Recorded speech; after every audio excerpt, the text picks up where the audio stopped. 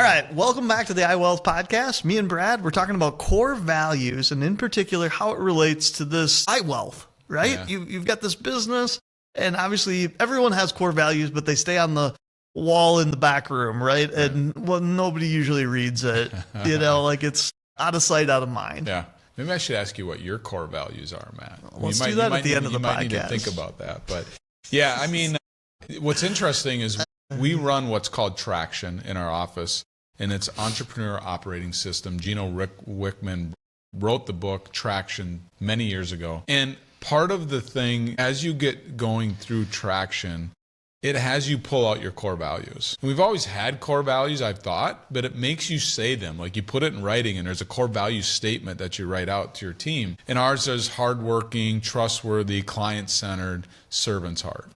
Those are our core values at iWealth, and they've been there since day one, but now they're written on the wall, several different places. They're on a plaque in the wall. And what's been really rewarding to me, Matt, is to be able to hear team members repeat the core values.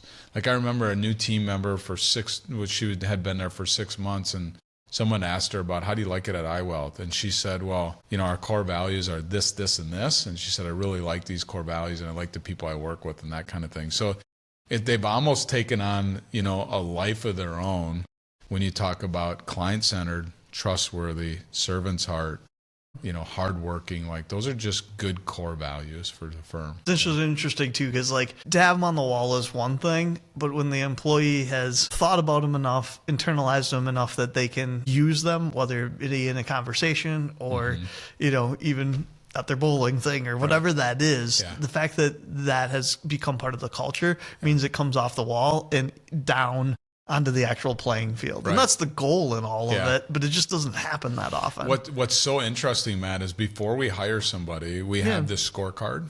And we run them through that scorecard. Now, we just met them. We've interviewed them. They're just getting started. So you don't know. You know, but you don't know? Yes. So we rate them. Are they hardworking? Are they trustworthy? Like, we rate them on the core values before they even start.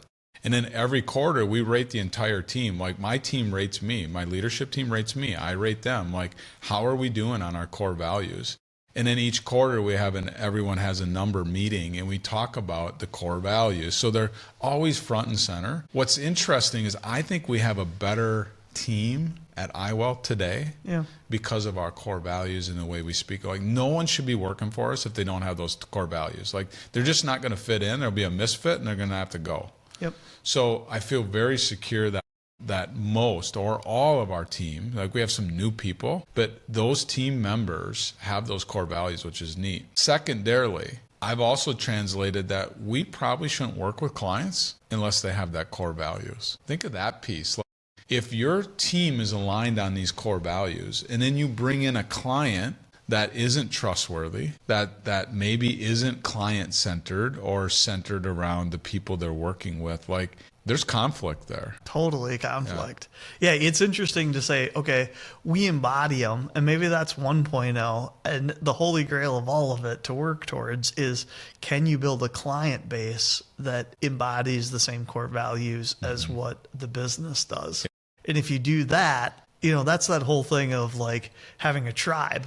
At that point, it becomes this tribe thing and no longer a business that does X, Y, Z. It becomes a tribe of people that are dedicated to an idea that's bigger than what they're going after. Yeah. And that's a really, really cool thing. Yeah, it's also incredibly difficult to do. I love how you mentioned that. Yeah, it takes time. Yep. It takes time, and we're still working on it. But like I said, it's super fun to see people show up with those core values and then to work with clients that have those core values. So what happens, because people are ultimately sinful, what happens when somebody switches? They may have come in with the best intentions, but 10 years after being a client, they just became somebody different. Right? Whether it was a drug, alcohol, or, a drug, what happens then? How do you go through that process, whether it be behind the curtain working at iWealth or in front of the curtain where it's a client that's out there? How do you deal with that? Yeah, when it comes to a client situation that's not trustworthy or when doesn't have those core values, you have to value your team more than the client.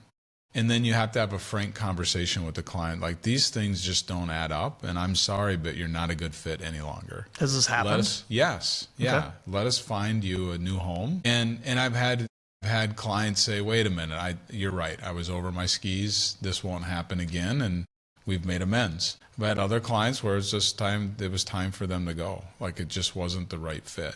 Yeah. It's very rare, Matt, because I think we also attract, like I'm a reciprocity guy. I don't ever want to ask for something until I can give. I'd rather give you something before I ever ask you for something. And I think these core values are reciprocity too. I think they attract the people to you because you act and have a certain demeanor and you talk a certain way and you live your life a certain way. I think you attract those type of people too.